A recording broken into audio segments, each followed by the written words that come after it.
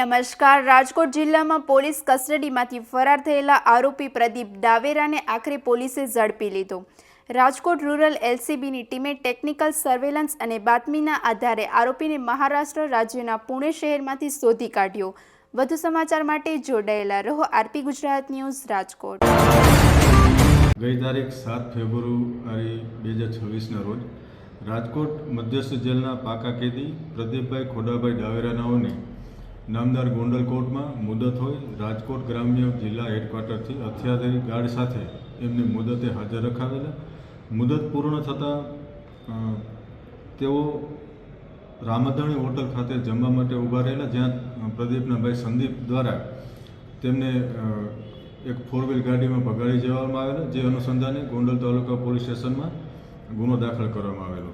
સદરનો આરોપી પ્રદીપ ખોડાભાઈ ડાવેરા રાજકોટ શહેરમાં સન 2017થી આશીષ credit cooperative society તેમજ સમય ટ્રેડિંગના નામથી સહકારી મંડળી ચલાવતા હતા અને મંડળીમાં રોકાણ કરવા અને રોકાણ ઉપર ખૂબ મોટું વળતર આપવાની લાલચ આપી સામાન્ય નાગરિકોને લોભાવી લલચાવી અને કરોડો રૂપિયાનો વિશ્વાસઘાત કરેલ, છેતરપિંડી કરેલ, જે અનુસંધાને રાજકોટ શહેર ગાંધીગ્રામ પોલીસ સ્ટેશન, જામનગર અને પ્રદ્યુમનગર પોલીસ સ્ટેશનમાં જીપીઆઈડી એક્ટ મુજબ ગુનો દાખલ થયેલા અને અંદાજે સદરો આરોપી ઉપર નેગોશિયેબલના કુલ 112 કેસ છે, જેમાં જામનગર, રાજકોટ, ગોંડલ, વાંકાનેર તેમજ ઓખા કોર્ટમાં નોંધાયેલા છે।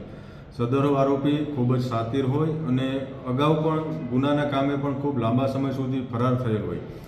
મહેરબાન પોલીસ મહાનિરીક્ષક શ્રી અશોક કુમાર સાહેબ તેમજ રાજકોટ જિલ્લા પોલીસ અધિક્ષક શ્રી વિજયસિંહ ગુર્જર સાહેબ નાઓ દ્વારા સદરો આરોપીને પકડવા માર્ગદર્શન અને સૂચન કરેલ હોય, જે અનુસંધાને લોકલ ક્રાઇમ બ્રાન્ચની તમામ ટીમ છેલ્લા 20 દિવસથી આની પાછળ સતત વોચમાં રહેલ અને ટેકનિકલ એનાલિસિસ તેમજ હ્યુમન સોર્સ દ્વારા સદરો આરોપીને પૂના ખાતેથી પકડી કાયદેસરની કાર્યવાહી અર્થે ગોંડલ તાલુકા પોલીસ સ્ટેશનને સોંપવામાં આવેલ છે।